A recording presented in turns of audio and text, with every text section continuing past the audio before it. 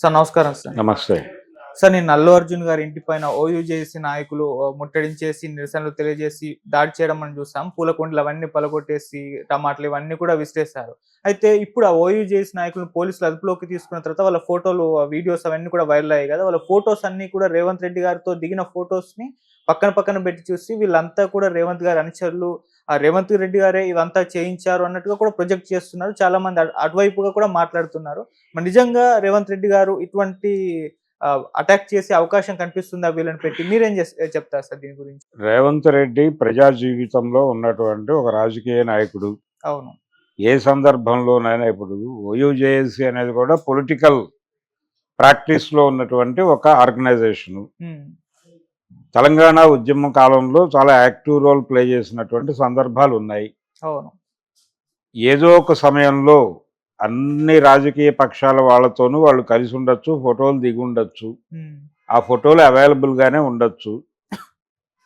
దాన్ని తీసుకొచ్చి ఇది రేవంత్ రెడ్డి చేయించాడు అని ఆరోపించడం అనేది కొత్త వివాదానికి తెరతీయటం. ఓకే. ఇప్పుడు ఆల్రెడీ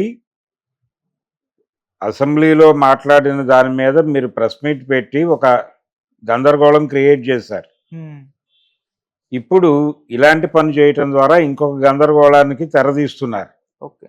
ఇప్పటికైనా ఈ యాక్టివిటీ మానేసి వాళ్ళు రేవంత్ రెడ్డిని కలిసి ఉండొచ్చు, రేవంత్ రెడ్డితో 100 సార్లు మాట్లాడి ఉండొచ్చు. అది తెలంగాణ మూవ్మెంట్ జరుగుతున్న టైంలోనో, ఆ తర్వాత ఎప్పుడోనో, లేకపోతే బీఆర్ఎస్ మీద వ్యతిరేకతతోనో కాంగ్రెస్ పార్టీ నాయకుడిని కలవటం తప్పే ఉంది. జేఏసీ వాళ్ళు ఒకే ఏరియాలో ఉన్నారు కదా, ఇద్దరు రాజకీయ రంగంలోనే ఉన్నారు, వాళ్ళు ఒకరినొకరు కలుస్తారు. అది పెద్ద విశేషంలాగాను.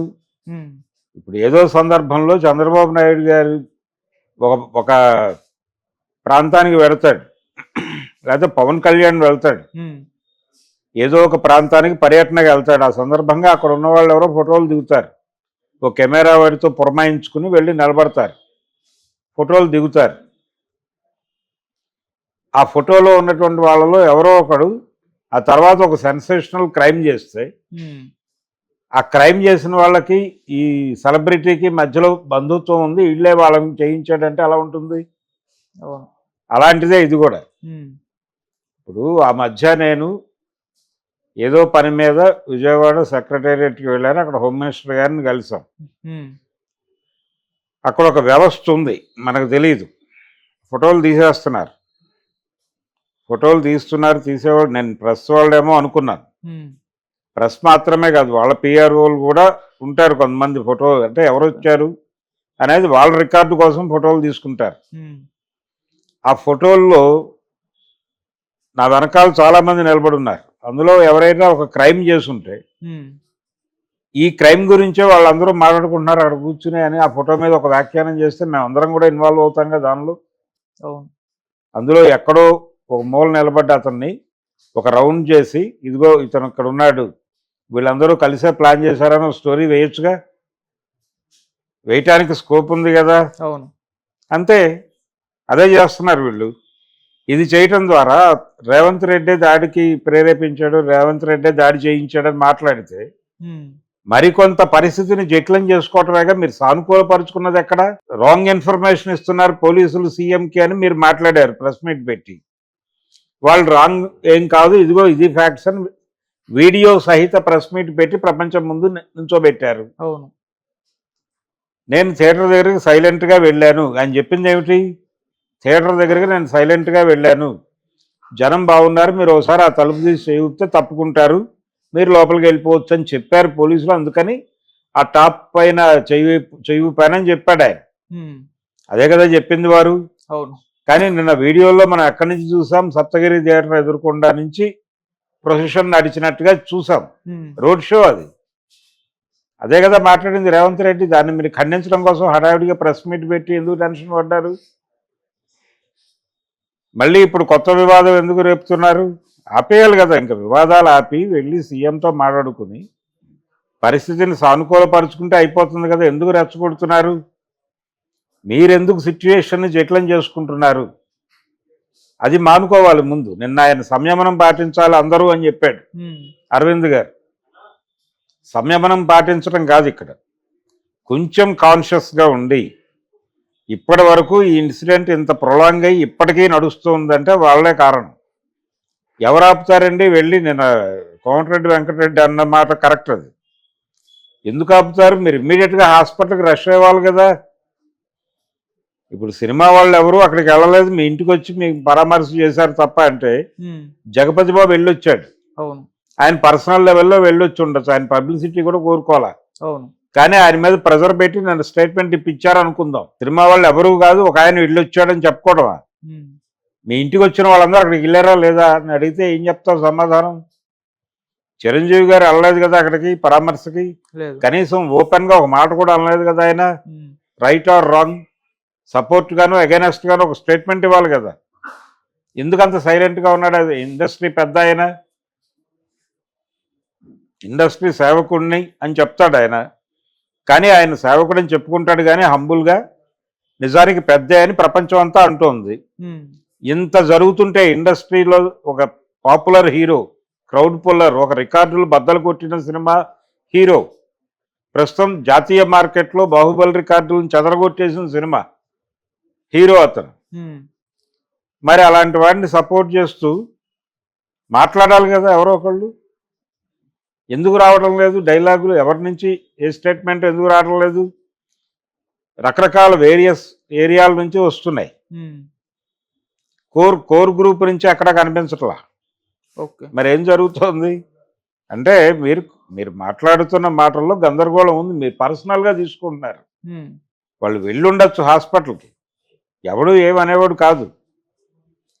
నేరుగా వెళ్ళి సినిమాటోగ్రఫీ మినిస్టర్ దగ్గర కూర్చుని పరిస్థితి వివరించి, సార్ జరిగింది ఇది, ఇందులో మా తప్పు కూడా ఉంటే ఉండుండొచ్చు, అందుకు సారీ చెప్తున్నాం, మా బాధ్యత మేము తీసుకుంటాం, ఆ కుటుంబానికి ఆసరాగా నిలబడతాం, ప్రభుత్వం చేసే సహాయ కార్యక్రమాలకు తోడు మాది చంద్రుకో నూలుపోగులాగా, ఈ పద్ధతిలో మాట్లాడుకుంటే సమస్య ఎప్పుడో సెటిల్ అయి ఉండేది కదా. వాళ్ళు అనవసరంగా జటిలం చేస్తున్నారని వీళ్ళు అనవసరంగా జటిలం చేస్తున్నారని వాళ్ళు, మధ్యలో ప్రతిపక్షాలు ఈ స్టాండ్ తీసుకోవాలి. ప్రభుత్వానికి వ్యతిరేకంగా అల్లు అర్జున్ని సపోర్ట్ చేస్తున్నట్టుగా వాళ్ళ స్టాండ్ ఉంటుంది అనివార్యంగా. ఉండటంతో ఆయన మరింత హర్ట్ అవుతున్నాడు సీఎం గారు. ఇది కీలకంగా గమనించాలి కదా అరవింద్ అనుకో. మీరు ఎప్పుడైతే దీన్ని ఇష్యూగా మారుస్తున్నారో మీకు అనుకోకుండా ఒక ఐక్య సంఘటన ఏర్పడుతుంది.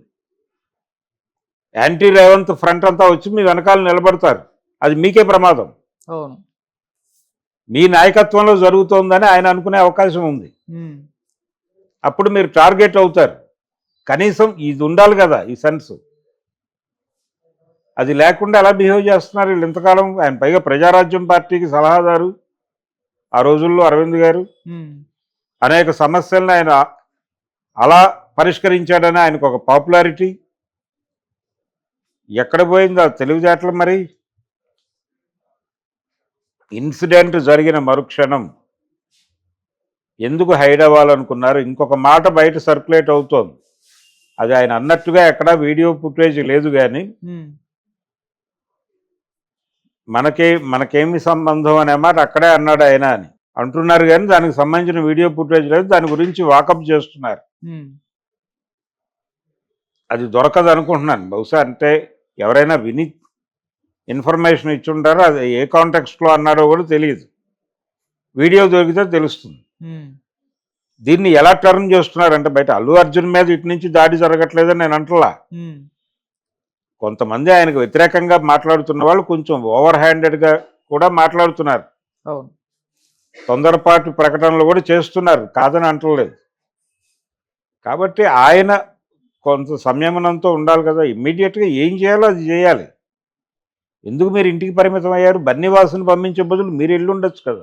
అయితే బన్నీవాసు చెప్పాడట, మీరు వస్తే ఇంకా రష్ అవుతుంది, ఇక్కడ ఇబ్బంది అవుతుంది, మళ్ళీ అలాంటి ఇన్సిడెంట్ రిపీట్ అవ్వచ్చు ఇక్కడ, మీరు సైలెంట్గా వెళ్ళండి, ప్రపంచానికి చెప్పకుండా. మీరు అల్లు అర్జున్ అనేది రివీల్ చేయకుండా మొత్తం గెటప్ మార్చేసుకుని వెళ్ళి లోపలికి వెళ్ళి సైలెంట్గా పలకరించేసి మాట్లాడి వీడియో తీసుకుని మీరు ఇంటికి వెళ్ళిన తర్వాత ఆ వీడియోని ప్రపంచం ముందు రిలీజ్ చేస్తుంటే ఎంత గ్రాండ్గా ఉండేది. ఎవరి ఫోన్లో వాళ్ళే చూసి ఆనందించేవాళ్ళు కదా ఇష్యూని. అది చేయకుండా మీరు ఆ ప్లానింగ్ చేయకుండా ఎంతసేపు ఇది అధికార ప్రతిపక్షాల్లా తయారైంది. అవును, వారు ఒక మాట అంటే వీరు ఒక మాట అంటంగా తయారైంది పరిస్థితి.